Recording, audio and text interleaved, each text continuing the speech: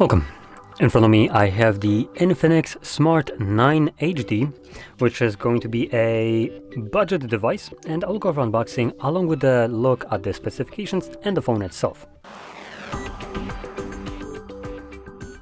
So anyway, opening it up, where do I start? Here?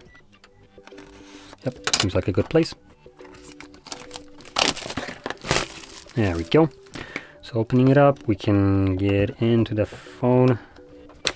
There we go.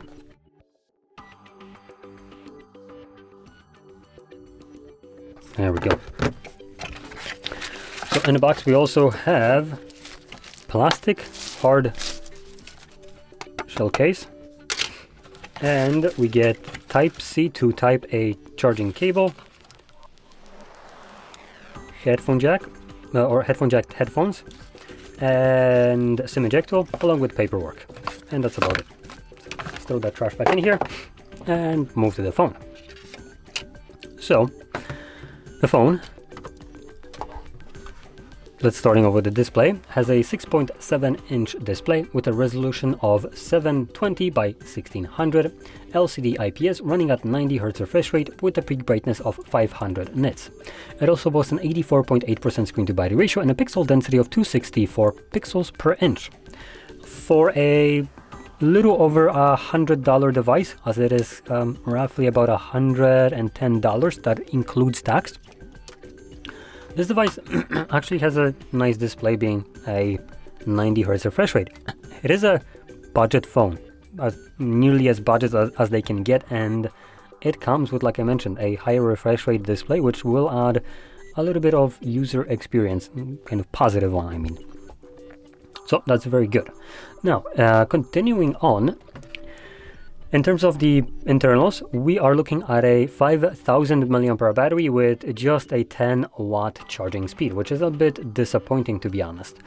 And this is going to just be the typical kind of battery type, a lithium one, as it nowadays we have the silicon-based battery types, and those are allowing us to have bigger battery capacity at the same size, and also allow us to charge faster without overheating. Here, obviously the battery size isn't any bigger than traditionally the devices used to have, and the charging speed is just abysmal. Now additionally we have 3 to 4 gigabytes of RAM, and it's being powered by a Helio processor. Which one? It's not mentioned. Let's see, maybe on the box it does mention it. It would be very nice. So we have Octa processor. Great, that's very descriptive. INFINIX, you never cease to surprise me in terms of how scammy you try to be.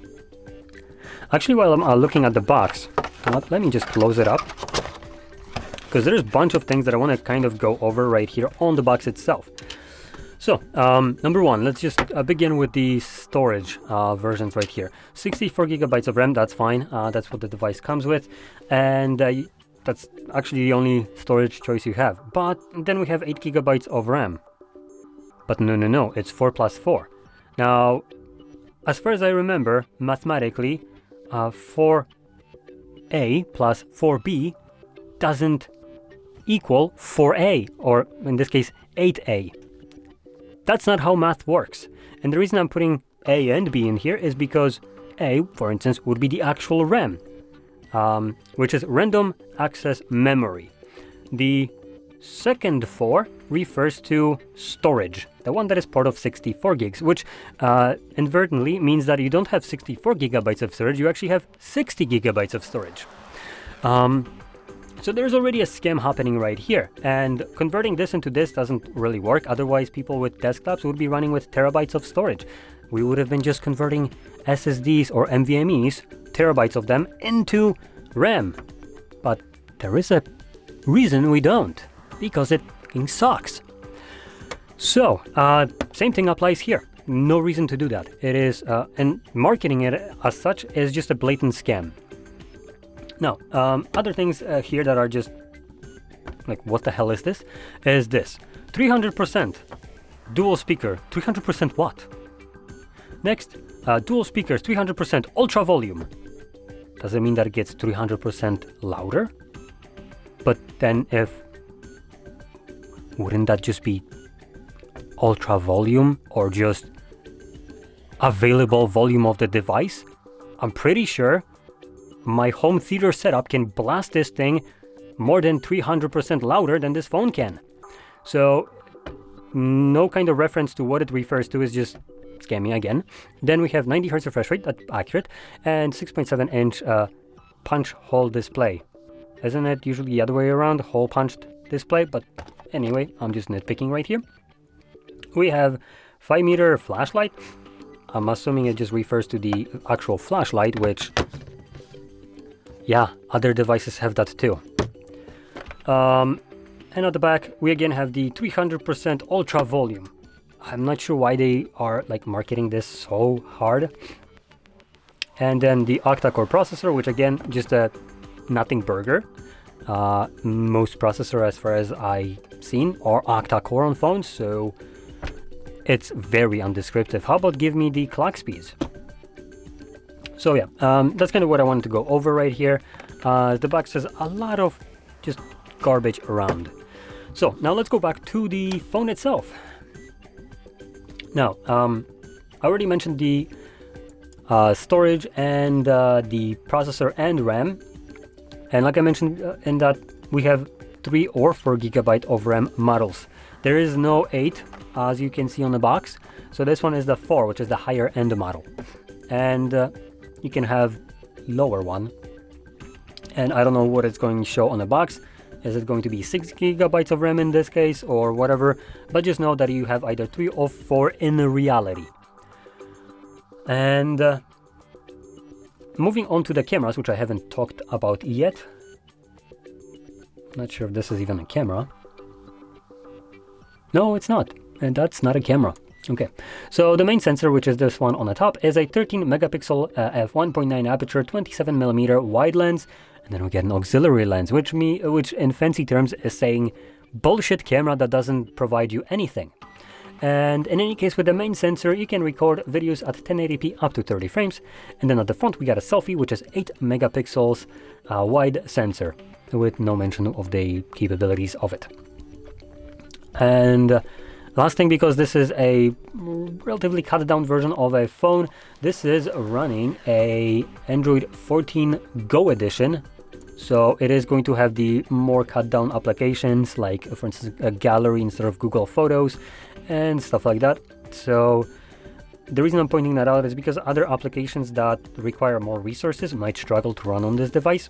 And there might be some features, for instance, like drawing over other apps, which will be disabled by default, and you might not have access to enable it.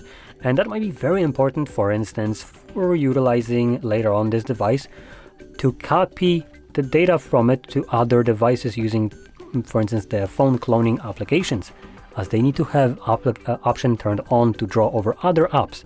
And other things like, for instance, pop-up windows and stuff like that obviously won't be present right here, as that is also drawing over other apps.